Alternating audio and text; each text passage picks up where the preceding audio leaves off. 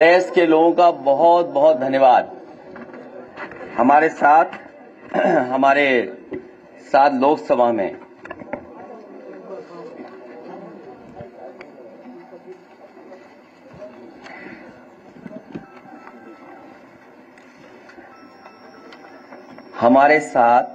लोकसभा में सांसद राजीव राय जी और हमारे साथ जो बैठे हैं पार्टी के सभी वरिष्ठ नेता,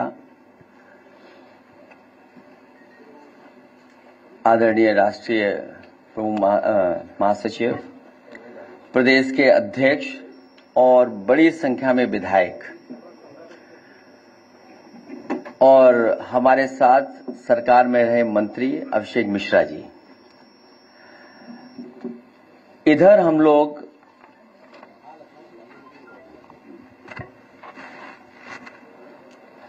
एक कार्यक्रम शुरू करने जा रहे हैं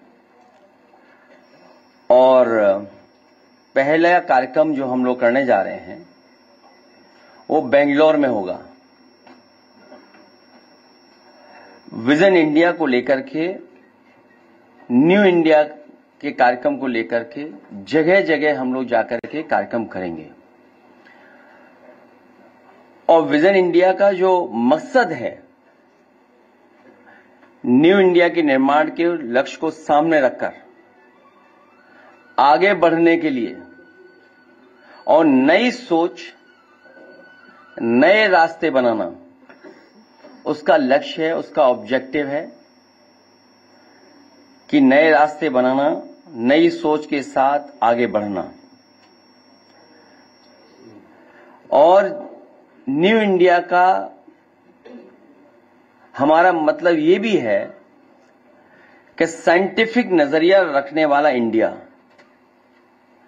न्यू इंडिया से हमारा मतलब ये भी है कि पॉजिटिव इंडिया जो ये विश्वास रखता है कि हम कुछ करके दिखा सकते हैं। न्यू इंडिया से हमारा मतलब ये भी है कि प्रोग्रेसिव इंडिया जो प्रगतिशील है, पुरातन पंथी नहीं, मतलब आगे की और आगे देख रहा है। युवा भारत प्रगति पंथी है। जिनसे हमारी लड़ाई है वो पुरातन पंथी हैं। आज का युवा भारत का प्रगति पंथी है। और जो मैंने कहा कि हमारा भारत और हमारी सोच डिवीजन वाली नहीं है। डिवीजन वालों से लड़ने के लिए विजन चाहिए और न्यू विजन इंडिया उस लक्ष्य को पूरा करता है। विजन के साथ डिवीजन का हम लोग मुकाबला कर सकते हैं। डिवीजन की नेगेटिव सोच है, उसका मुकाबला विजन से कर रहे हैं। और विजन एक पॉजिटिव सोच है। और इसलिए भी क्योंकि आज का युवा जो नई पीढ़ी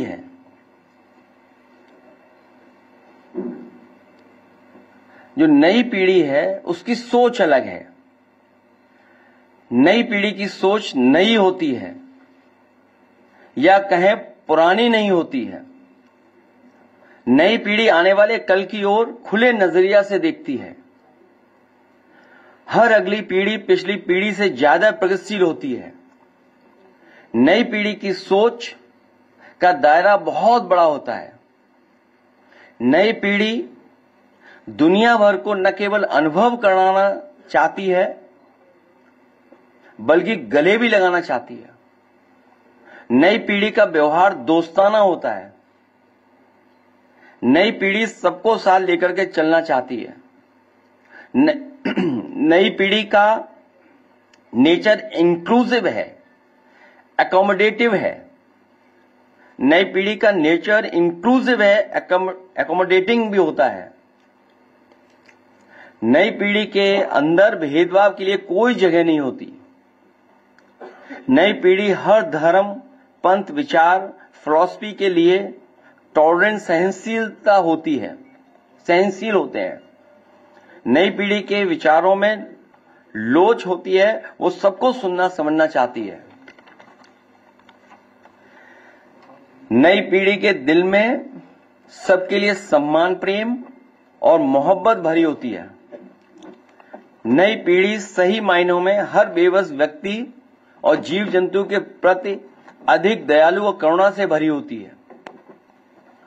नई पीढ़ी बेहद पॉजिटिव होती है। नई पीढ़ी आधुनिकता को अच्छा मानती है, क्योंकि मॉडर्निटी नई दिशा दिखाती है, सोच के लिए बड़े रास्ते बनाती है। नई पीढ़ी इंसानियत, बंधुत्व से भरी होती है। नई पीढ़ी अमन, चैन और तरक्की पसंद होती है।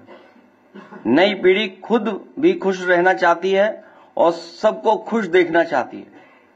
नई पीढ़ी खुशहाली को अहमियत देती है, इसलिए दुख देने वालों का विरोध करती है। नई पीढ़ी किसी भी तरह के कट्टर विचारों के खिलाफ होती है। नई पीढ़ी सांप्रदायिकता को समाज और अपने वैश्विक विचारों के विस्तार के लिए खतरा मानती है। इसलिए न्यू इंडिया, न्यू विजन लेकर के विजन इंडिया और न्यू इंडिया के आधार पर हम लोग काम करने जा रहे हैं।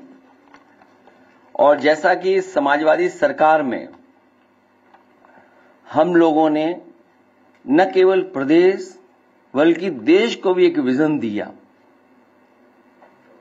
एक्सप्रेसवे जब देश में बनना भी नहीं शुरू हुए थे, उस समय समाजवादी सरकार ने आगरा लखनऊ एक्सप्रेसवे और पूर्वांचल को जोड़ने के लिए और जिला मुख्यालयों को 4 लेन से जोड़ने के लिए एक रोड मैप दिया था। और आज हमें खुशी इस बात की कि आगरा लखनऊ एक्सप्रेसवे जो विजन दिया था, उस विजन के साथ साथ बहुत सारे हाईवे अब लगातार देश में बन रहे हैं। कई ऐसे काम जो हमारे मैनिफेस्टो में भी नहीं थे, उन कामों को भी समाजवादी पार्टी ने सरकार में, क्योंकि विजन था कि प्रोग्रेसिव हों, पॉजिटिव हों, आगे बढ़ाएं चीजों को, इसलिए चाहे शहरों को मेट्रो से जोड़ने का काम किया हो, जिसमें लखनऊ है, कानपुर है, आगरा है, आपका नोएडा से ग्रेटर नोएडा है, नोएडा से दिल्ली को जोड़ने की बात हो, या स्पोर्ट्स के क्षेत्र में जो काम किए थे कि नए नए स्टेडियम्स बने और वर्ल्ड क्लास स्टेडियम्स बने, वर्ल्ड क्लास स्पोर्ट्स सिटीज बने, जिससे हमारे युवा आकर के परफॉर्म कर सकें या दुनिया के मुकाबले वो खड़े होकर के उन टैलेंट को भी हम आगे बढ़ाने का काम करें। एजुकेशन के क्षेत्र में भी समाजवादी सरकार में हम लोगों ने एक विजन के तहत, जिस समय बहुत सारे लोग सोच नहीं सकते, आउट ऑफ बॉक्स सोच करके हम लोगों ने एक विजन दिया कि बच्चों के हाथ में लैपटॉप होना चाहिए। और लैपटॉप वो उदाहरण बना जिसमें न जाने कितने बच्चों को आगे पढ़ने का, आगे नौकरी रोजगार पाने का, दुनिया से जुड़ने का, और हमारे साथ जो नई टेक्नोलॉजी आई उसने युवाओं को एक नई सोच देने का काम दिया। तो आने वाले समय में स्टार्टअप्स में काम करना है, आर्टिफिशियल इंटेलिजेंस में काम होना है, हेल्थ सेक्टर में मुझे याद है कि नए नए इंफ्रास्ट्रक्चर क्रिएट करना, मेडिकल कॉलेजेस बनाना, उनके साथ साथ जो ऑब्सलीट मशीन्स थी, जो ऑब्सलीट टेक्नोलॉजी की मशीन्स हो गई थी हमारे मेडिकल कॉलेज में या अस्पतालों में, उनको हटाना। और जिस तरह प्रदेश में बड़े पैमाने पे कैंसर जैसी बीमारी हो रही थी, उसके लिए एक रिसर्च इंस्टीट्यूट बनाना और कैंसर इंस्टीट्यूट को बनाना, वो एक उदाहरण है। ऑरेंज इकोनॉमी पे काम करना है, ग्रीन एंड रिन्यूएबल एनर्जी पे काम करना है। उस समय सोलर पॉलिसी ला करके बड़े पैमाने पर उत्तर प्रदेश में सोलर एनर्जी में इन्वेस्टमेंट लाने का काम किया था। जो लोहिया आवास और गरीबों को आवास उपलब्ध हो रहे थे, उनमें एलईडी बल्ब देने का काम शुरू हुआ था। और मुझे याद है कि उत्तर प्रदेश में 50 लाख के लगभग एलईडी बल्ब बांटे गए थे, जिसकी शुरुआत मैंने खुद सोनभद्र में जाकर के की। नए पावर प्लांट्स को बनाना, जिसमें 3x660 super critical thermal plant जो कम स्पेस में उतने ही कोल में ज्यादा एनर्जी बनाते हैं, ज्यादा बिजली पैदा करते हैं। चाहे वो कानपुर हो, आपका निवेली लिग्नाइट हो, एटा का आपको जवाहरपुर योजना हो, आपकी सोनभद्र में हो, मिर्जापुर में हो, हरदोईगंज में हो, ऐसे तमाम प्लांट हम लोगों ने, बड़े प्लांट, वहीं सोलर प्लांट। और मुझे याद है कि हमारे राष्ट्रपति रहे कलाम साहब, उन्होंने एक एग्जाम्पल दिया था कि किसी गांव को मिनी ग्रिड से आप पूरा का पूरा गांव सोलर से कनेक्ट कर दें, उनको बिजली न देना पड़े। वो पॉलिसी बना करके हम लोगों ने फकीरेपुरवा, जहां खुद पूर्व राष्ट्रपति आए थे और उन्होंने उसका उद्घाटन किया था, वो एक नई दिशा में कि विलेज में, गांव में फ्री बिजली 24 घंटे कैसे दी जा सके, उसके लिए योजनाएं शुरू की थी। इकोनॉमी हमारी जो एग्रीकल्चर इकोनॉमी, एग्रेरियन इकोनॉमी है, उसमें कैसे हम और पुश करें, उसके लिए मंडियां बनाना, हाईवे के किनारे 100-100 एकड़ की मंडियां बनाना, मंडियों को कैसे टेक्नोलॉजी से जोड़ा जाए जिससे कि उनके जो पासेस बनते हैं या जो उनको असुविधा होती है उसको कैसे दूर किया जा सके। साथ ही साथ कई मंडियों को कंप्यूटराइजेशन में शामिल करना, दुनिया में जो बड़ी बड़ी बनी है मंडियां, उनको उदाहरण के रूप में उनको पढ़ना, समझना और अपने यहां लागू करना, ये काम भी समाजवादी सरकार में हुआ। बड़े बड़े डेयरी प्लांट लगे, अमूल को भी उत्तर प्रदेश में बड़े प्लांट लाने का काम किया। साथ में हमारी पराग कैसे और इंप्रूव करे, और उत्तर प्रदेश का पहला काऊ मिल्क प्लांट जो केवल काऊ मिल्क के प्रोडक्ट्स बनाता था वो दिया। एक एग्रीकल्चर सेंटर दिया जो कन्नौज में बना, जहां पर हम फार्मर्स को सीधा सीधा नई टेक्नोलॉजी से जोड़ सकें, उनको समय पर बीज देने का काम, नई क्रॉप्स, नई सब्जियों के बीज देने का काम, ये समाजवादी सरकार में हुआ। यूथ अफेयर्स में बहुत काम किया।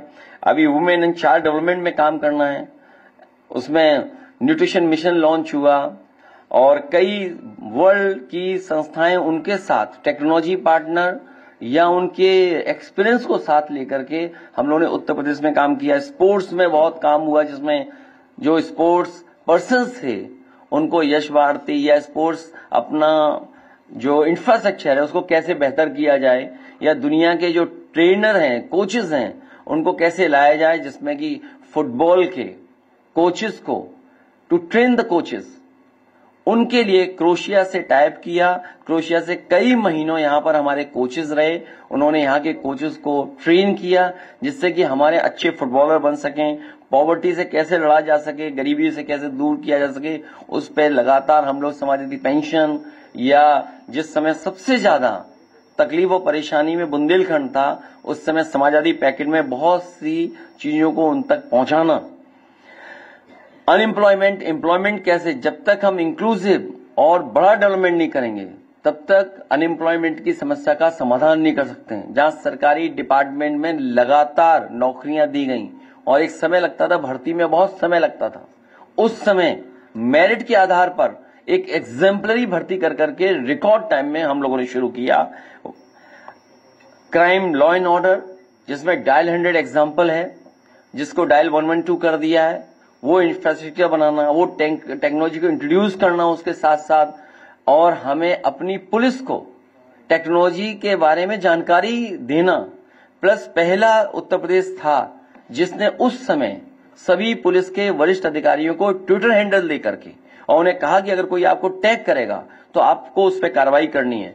और डायल 100 एक एग्जाम्पलरी काम हुआ, जो कि हम लोगों ने एक बहुत जिम्मेदार और बहुत जानकार जो टेक्नोलॉजी को समझते थे, उन आईपीएस को मैंने खुद न्यूयॉर्क भेजा, ह्यूस्टन भेजा, सिंगापुर भेजा, और वहां से वो तीनों जगह के रिस्पांस सिस्टम देख करके आए।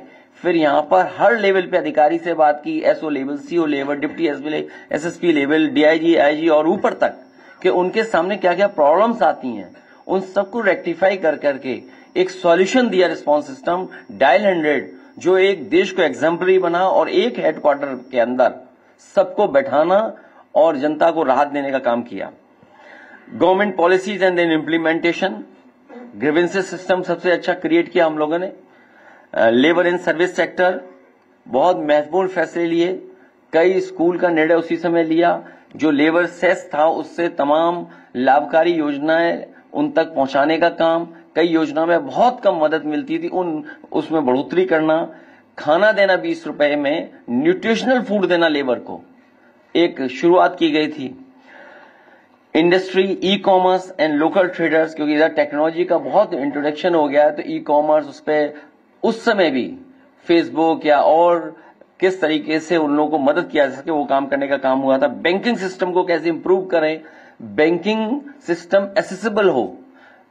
ऊपर से तो कह दिया कि ये अकाउंट खोलेंगे, ये अकाउंट का नाम होगा ये, लेकिन मुझे खुशी इस बात की कि जिस समय उस समय के जो फाइनेंस मिनिस्टर थे उनके सामने जो प्रपोजल रखा और कहा कि हम 3000 बैंक की ब्रांचेस उत्तर प्रदेश में खोलना चाहते हैं, तो जब 3000 का प्रपोजल रखा तो वो शॉक में चले गए कि 3000 ब्रांचेस कैसे खुलेंगी। उन्होंने कहा कि इसकी 10% पहले खोल के दिखाओ। तो मुझे खुशी इस बात की कि रिकॉर्ड टाइम में 300 ब्रांचेस एक साथ खोलने का काम पूरे देश में अगर किसी ने किया था तो उस समय समाजवादी सरकार, और उस समय जितनी भी ब्रांचेस बैंक की खुली थी उनके बैंक के हेड प्लस फाइनेंस मिनिस्टर ने आकर के हम लोगों ने ताज में उसका उद्घाटन किया था, और उसका परिणाम यह हुआ कि 3000 लगभग 3000 ब्रांचेस उत्तर प्रदेश में खुली गई थी। विलेज इकोनॉमी कैसे इंप्रूव करें, माइग्रेशन न हो, उस दिशा में हम लोग काम करेंगे। इन तमाम चीजों को लेकर के विजन इंडिया का कार्यक्रम हम लोग शुरू करने जा रहे हैं कि न्यू इंडिया कैसे हो। हमारी पॉलिटिक्स डिवीजन की नहीं है, विजन की पॉलिटिक्स है। उनकी डिवीजन की पॉलिटिक्स है, उसका जवाब पॉजिटिव प्रोग्रेसिव विजन की पॉलिटिक्स होगी।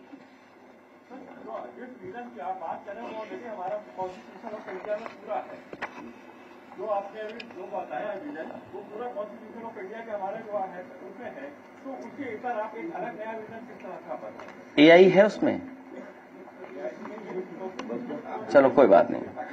मैं मुझे खुशी है कि कोई नए पत्रकार आए हैं, और मुझे चैनल नहीं पता है किस चैनल के हैं, लेकिन खुशी है कि इस बात की कि उन्होंने संविधान की बात कही। संविधान,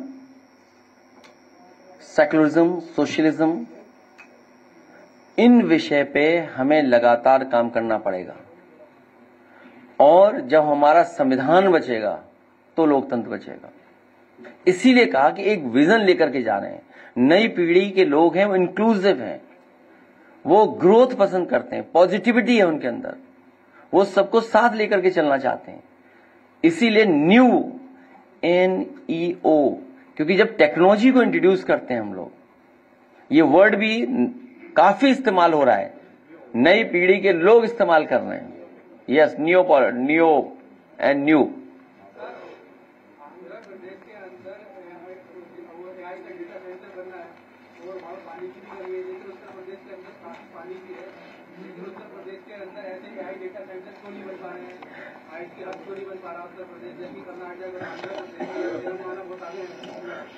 जो डेटा सेंटर वहां बन रहा है वो पानी के किनारे ही बन रहा है, और क्योंकि टेक्निकल जो चीजें सूट करती हैं वो भी एक कारण है। जो इन्वेस्टमेंट करने आ रहा है वो तमाम सुविधाओं को देखता है। जब आपकी सरकार, उत्तर प्रदेश की सरकार, उन सुविधाओं को देना ही नहीं चाहते हैं, मैं इन्हीं की बात से अपनी बात को जोड़ रहा हूं कि जिस समय सैमसंग यूपी में इन्वेस्टमेंट और एक्सपेंशन के लिए आए थे, तो उनके जो ऑफिसर्स थे उनके पास प्रपोजल था कि वो तमिलनाडु में भी जाकर के एक्सपेंशन कर सकते हैं, क्योंकि तमिलनाडु में भी उनका प्लांट है। जब उसमें हाई लेवल और हमारे लेवल पे जब बैठक हुई और अधिकारियों के बीच जब बैठक हुई, तो ये बात उनसे पूछा गया कि क्या सुविधाएं मिल रही हैं आपको, और आप यूपी से क्या सुविधाएं चाहते हो। तो जो जो सुविधा यूपी से वो चाहते थे, उस समय की सरकार ने, कैबिनेट ने फैसला लिया, और उसका परिणाम ये हुआ कि वो एक्सपेंशन हुआ और सैमसंग का बड़े पैमाने में इन्वेस्टमेंट आया। इसीलिए आज जब डेटा सेंटर की बात हो रही हो, फॉरेन जो टेक्नोलॉजी में इन्वेस्टमेंट करना चाहते हैं वो दूसरे स्टेट में जा रहे हैं। आखिरकार हमारे डबल इंजन क्या कर रहे हैं? हमारे डबल इंजन हमें आपको इमोशन में लेके जा रहे हैं, इमोशन से सरकार चला रहे हैं। वो डेवलपमेंट की सरकार नहीं चलाना चाहते हैं। इसीलिए चाहे वो बड़े डेटा सेंटर हो या बड़ी मल्टीनेशनल कंपनियों का हो, एफडीआई का इन्वेस्टमेंट हो, उन प्रदेशों में ज्यादा जा रहा है, हमारे प्रदेश में नहीं आ रहा है। अखिलेश जी, आज उत्तर प्रदेश में सरकार आस्था पे चल रही है, आपका मैंने रिपीट कर रही और आप विजन, विज्ञान और शिक्षा की बात करते हैं, ऐसे जनता कहते। इसीलिए समाजवादी पार्टी जगह जगह जाकर के आने वाले समय में हमारा विजन क्या होगा, हम किस दिशा में ले जाना चाहते हैं, काम करना चाहते हैं, हमारा जो अनुभव रहा है, जो पूर्व में काम किया है, उनको लगातार बताना पड़ेगा।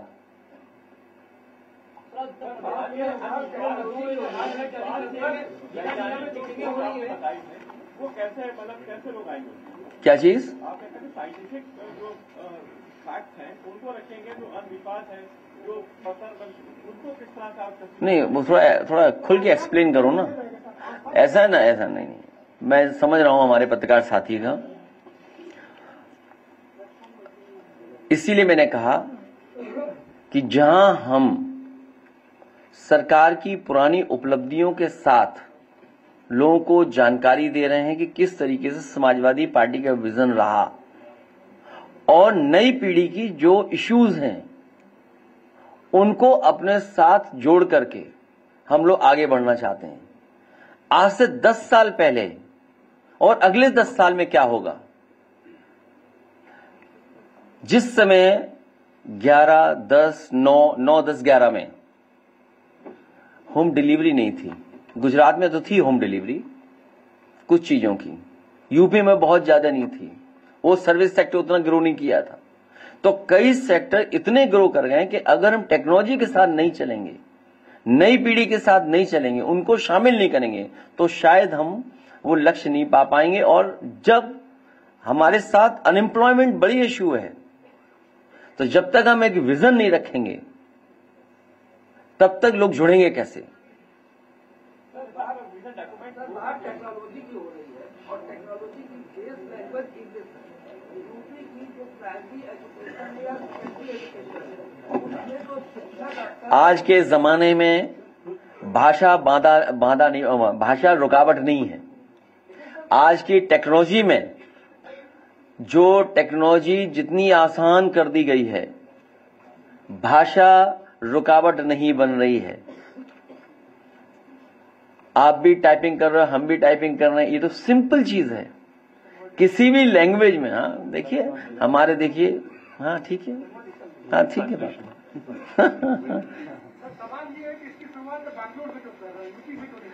बैंगलोर से इसलिए कर रहे हैं क्योंकि वो हब है और पहला प्रोग्राम हमारा स्टार्टअप का है। मुझे याद है कि देश में जब स्टार्टअप की पॉलिसी बन रही थी, सबसे पहले स्टार्टअप पॉलिसी बनी थी और जिस विभाग और जिस बोर्ड का गठन हुआ था, वो मिनिस्टर यहां बैठे हमारे साथ उस समय के नहीं, स्किल डेवलपमेंट में थे। स्टार्टअप पॉलिसी जो बनी थी देश में, स्टार्टअप पॉलिसी जो बनी थी उत्तर प्रदेश की, सबसे पहले समाजवादी सरकार बनी थी, प्लस उसका बजट भी हम लोगों ने दे दिया था। क्योंकि समय हम लोगों को नहीं मिला उसके बाद, इसलिए वो पॉलिसी उतनी आगे नहीं बढ़ा पाए। और जो एग्जाम्पल आप देना चाहते हो एचसीएल को लाना, मुझे याद है सबसे पहला इन्वेस्टमेंट लाने के लिए एचसीएल के सबसे वरिष्ठ अधिकारी पहुंचे थे और जो जो उनको जरूरत थी उन चीजों को पूरा किया। उसका परिणाम यह हुआ कि आज लखनऊ में इतना बड़ा एचसीएल का कैंपस है जिसमें हजारों बच्चे, और मैं कहूंगा इतना बड़ा कैंपस जो बनकर के तैयार हुआ, यूपी में दूसरा नहीं हो पाया। और बेंगलोर से क्यों? क्योंकि बेंगलोर से मैंने खुद इंजीनियरिंग की है, इसलिए बेंगलोर से। कमीशन की रिपोर्ट में भी था प्लग एंड प्ले, और उसमें भी रिकमेंडेशन दिया गया था, लेकिन इसमें इतना डिले क्यों हुआ? तो सरकार बनवा दो, डिले नहीं होगा।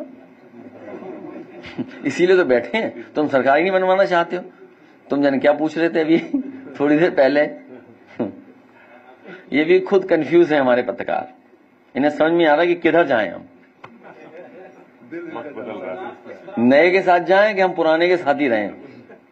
हम बजट बढ़ा के रखेंगे अगली बार। में आपने नारा दिया था कि काम बोलता है, लेकिन उसके बाद सरकार आपकी नहीं है। बीएसपी से गठबंधन हुआ, उसके बाद कामयाबी नहीं हुई। ये जो जातीय समीकरण है उसको भी साधने की कोशिश आपने पीडीए लाया, 24 में कामयाबी नहीं, 27 में क्या उसकी पिछले काम को जोड़ के और आईटी और जातीय समीकरण को लेकर जाएंगे मैदान? प्रोग्रेसिव लोग, क्योंकि पीडीए का पहला ही शब्द है पी, तो हम प्रोग्रेसिव हैं, पॉजिटिव हैं, पीडीए के साथ जाएंगे।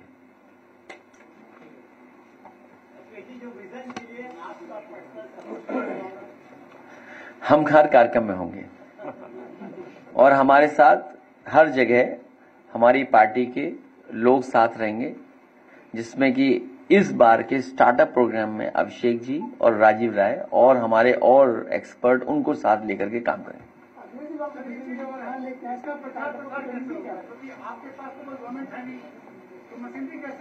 आप हैं ना, आप हैं, आप हैं।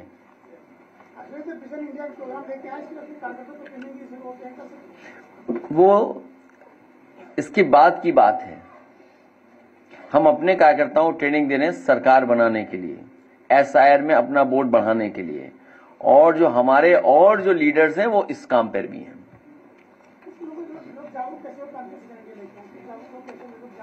आज आप आ रहे हो, इतना जागरूक करने की यही कोशिश है हमारी। इसीलिए मैंने कहा कि जो हमारे काम थे एक्सप्रेसवे, आज 2 करोड़ से ऊपर उसमें टोल इकट्ठा हो रहा है। आज हर व्यक्ति कह रहा है कि यह समाजवादी सरकार का बना हुआ एक्सप्रेसवे है। डायल 100 का नाम जरूर बदल दो, लेकिन आप भी जानते हो किसने बनाया है। हाँ, लगातार उस पर काम करना पड़ेगा, लगातार लोगों को बताते रहना पड़ेगा। के बाद अब आप पूरे देश को दिशा देने के लिए निकल चुके हैं और अब लड़ाई जो है वो दिल्ली की कुर्सी के लिए शायद हो। ये यूपी का 2027 का इलेक्शन, यूपी में जो डेवलपमेंट हुआ, यूपी को जो विजन दिया, वही विजन हम लोग भारत को, भारत में जगह जगह बताना चाहते हैं और देना चाहते हैं। जब यूपी तरक्की करेगा तो देश तरक्की करेगा।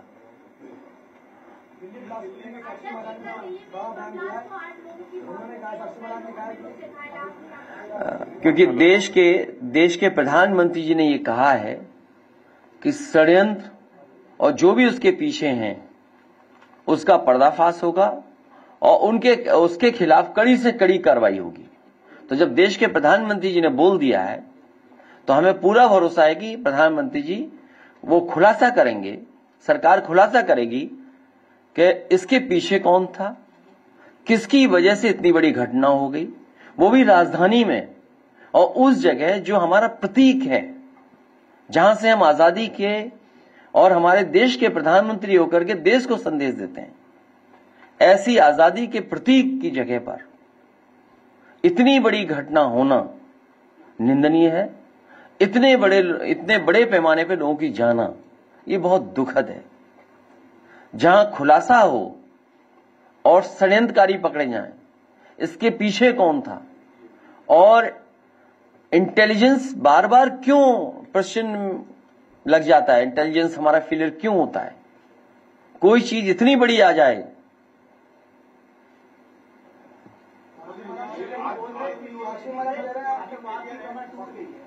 हाँ?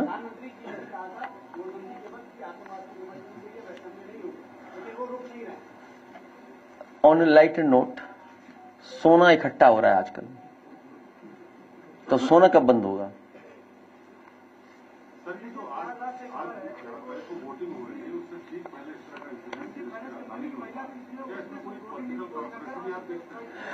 क्योंकि हमें आपको एक चुने हुए प्रधानमंत्री जी पे भरोसा करना पड़ेगा, जिन्होंने ये कहा कि जो भी षड्यंत्रकारी है उनका खुलासा होगा, जिन्होंने ये घटना की है उस पर कठोर कार्रवाई होगी। पूरा देश ये चाहता है कि आतंकवाद खत्म हो, इस तरह की घटनाएं भविष्य में ना हो, और जितनी भी एजेंसीज हैं जो काम कर रही हैं, हमें उन पे भी भरोसा करना पड़ेगा। वहीं हमें ये भी सोचना होगा कि आखिरकार फेलियर कहां है जो ऐसी घटनाएं हो रही हैं, किसकी वजह से घटनाएं हो रही हैं। जब लगातार सरकार एक ही चल रही है, एक ही पार्टी की सरकार चल रही है।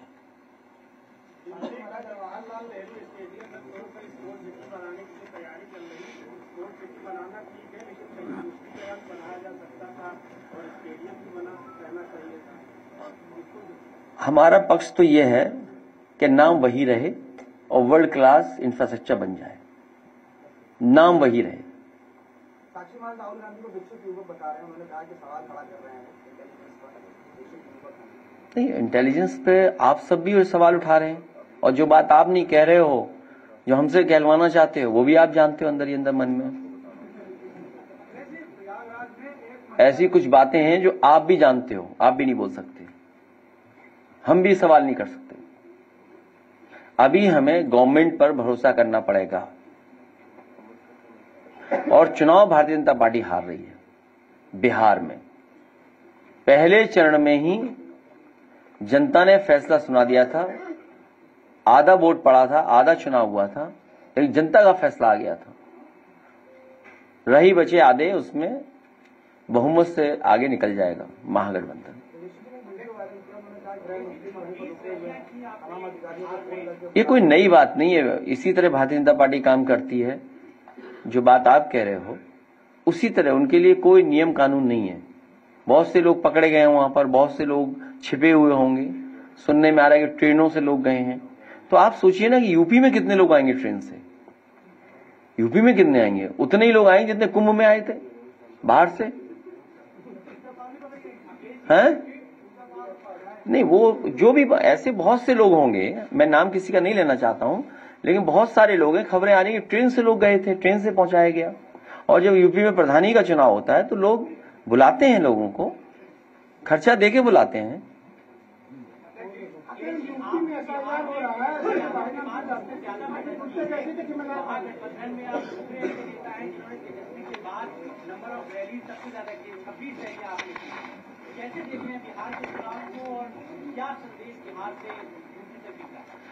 हम किसी भी तरह के डिवीजन के खिलाफ हैं, इसलिए विजन लेकर के आए हैं, इंडिया का विजन।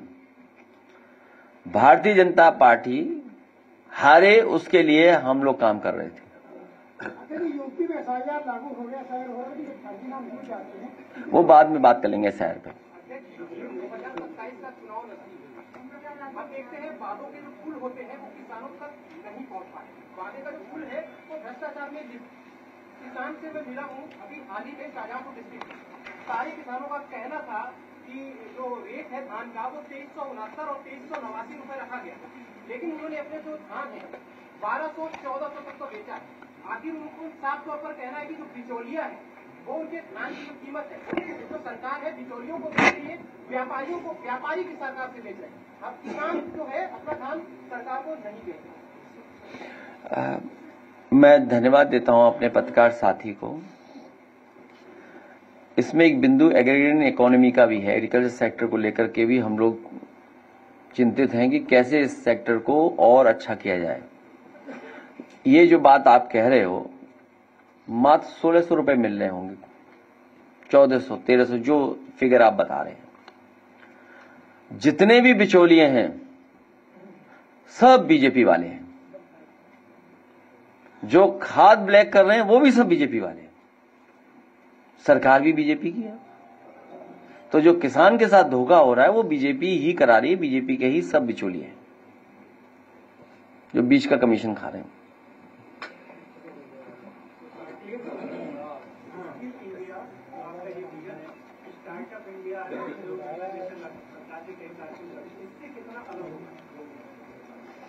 इससे बहुत अलग होगा।